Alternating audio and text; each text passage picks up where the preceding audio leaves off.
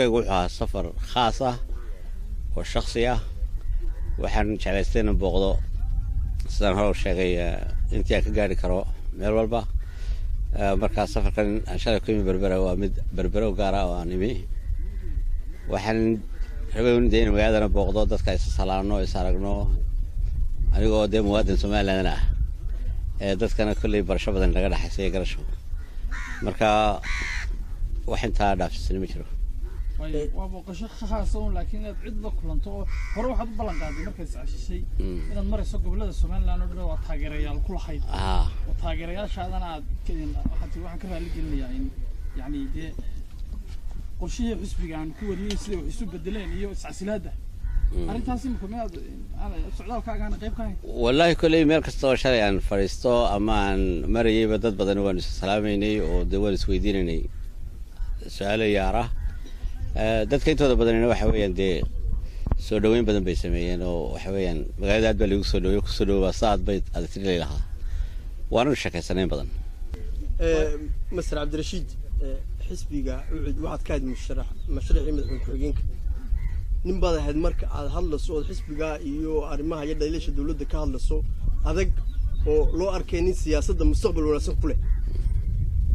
ma la moodaa inaad guuxii iyo wixii ka soo yeedhiyay in cali waraabe aad dirtaba xamil weeday oo wixii dadku ma siyaasiyiinta kale isku xaman jireen ay lahaayeen waa niman baraq nugula iska tagi doona inay jeed ku soo baxday maya mana tagin siyaasadana sax kagama tagayo waxaan u soo biyeystay Somaliland in nidaamka siyaasiga lagu waday dhowr ka sanadood ee madaleyska ah ee fadhiidka ah in wuxuu lagu bedelo wali waxaan u taaganahay ummadda u dhex socda sidii isbedelay ma laha in cali waraabana cabsiga ma kaxay waxa ogtihiin xisbiga kulmiye iyo sida loo kala dhaqaaqay maran sharciga kama dhicin way arkeen raggeena inay waxba bedeli kareen meel walba wada kaysa sida wax ka socdaan marka musharaxiin gudoomiyihii loo adeegsanayo oo loo isticmaalayo inaan meel gaarin waa waxay muuqda waxaan banaanka ugu soo baxay haddii uu cid ka soo tagali waayaan in weli isbedel yimaado dalka waayahay Cabdirashiid intii aad mucaaradkeeda xisbigaad ku jirtay raggii dhaliishaad u jeedinaysay ee ay sahayseen sideeba dameerka ku siinay maanta hoos u taas ku biirto xisbiyada qaar ay sahayseen ilaa ay hadda xisbiga ku biiray ma jiro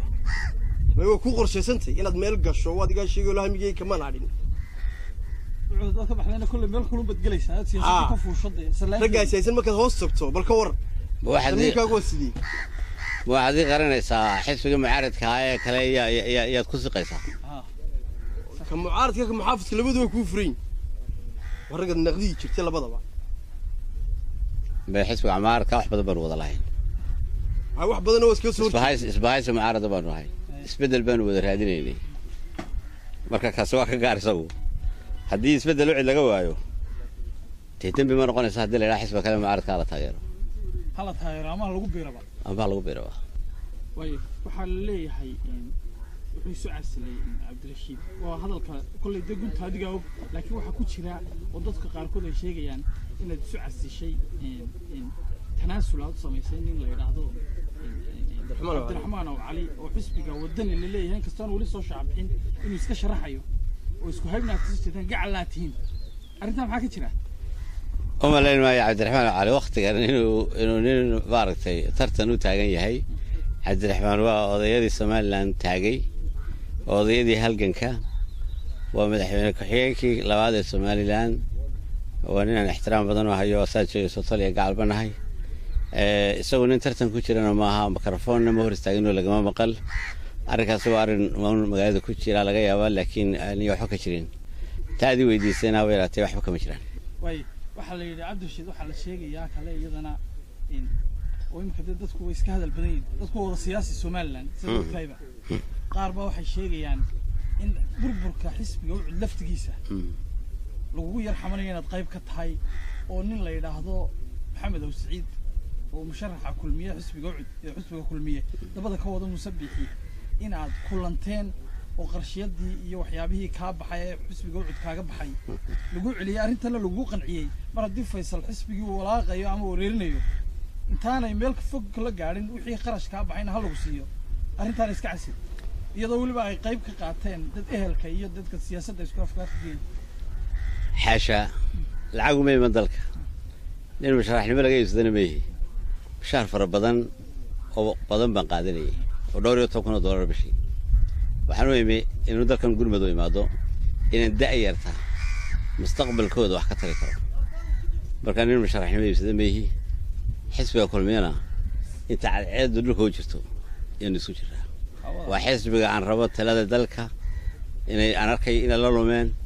inay rajadii Somaliland ku celiyeen 20 sano halkan ka soo bilownay meel ka liidata marka aniga mashruucaasi mashruucina way soo galo maahe cid kale u sheeg waaye Cabdirashiid musharax madaxweyne ku xigeen badahay waa manqaam aad u sareeya marka loo eego maanta sida lagu helaano way adag tahay adiguna si yar oo aad u fudud ayaad soo casishay musharaxii madaxweynaha aad ku xigeen ka wahayd uu jooga imikadan ku dheedana waxa laga yaabaa in arrinkii uu dhamaado iyadoo aanay wali waxba dhamaan maxaa sababta degdega keentay inaad markiiba tanaasusho maxay noqon kartaa adoo horena u sharaxay bal si fiican u sharax wallahi aad baan taa sharaxay badan wax horta fudeed la yiraahdo dhacay ma jiro wariyaashii baxtiin mar walba warsanay 4 sanadood waxaad ku celcelineyseen xisbiga khilaaf baa taagan khilaafkaas khilaaf hursan buu ahaa khilaaf la dafirayo mar walba jiro ahaa khilaafaan jeclayn inuu dhamaado imikana gabagabadii baa lagu jiraa iyo waqtigii doorashooyinka khilaafka 4 sanadood soo dhamaan waayay haddana 4 sano dabadeed oo gudoomiyihii qiray inaanay musharaxnimadeedii wax jirahay ujeedada uu kale yahay ahayd kaliya in xisbiga lagu maransan yahay inuu ummadda u sheego si aanu xisbigana tartan u gelin oo aanu guntiisa aanu arko inay tahay in laga dagaalamayo in jiil cusub talada dalka soo galo yani wax kale ahayn waxaan soo gabagabooday wixii 4 sanadood aan raadinaynay aanu qarinaynay aanu sasabaynay in ay noo suurtagali weydina badbaadino waan soo dhaweynayaa Jamaal dadaalka uu ku jiro waxaan ogahay in hadda wax suurtagal inaanay jirin laakiin Allah fududeeyo haddii ay suurta gasho waa ku hambalyeynaya ima muuqato qof aan hay aragtidaan qabo iyo daraasadii 4 sano ku jiray faysalna xisbiga laga furfuri karayo ma وانا نين قوان كيس جاينا أنا حسب يعني ترتنقلين حسبني بدون أنا معنى بدن يسوي لهين وأنا هين إنه ما قاعد حسب ولا شيء تو كور وريقو كوش خايسة ويا عبدالرشيد وحين أديك إمك مدة أساس شيء لا أنت كده بس أديك يوم مشرحين بالحوينات وين كوا جمال علي حسين حليل كين واسدة والله واحد 8 مترين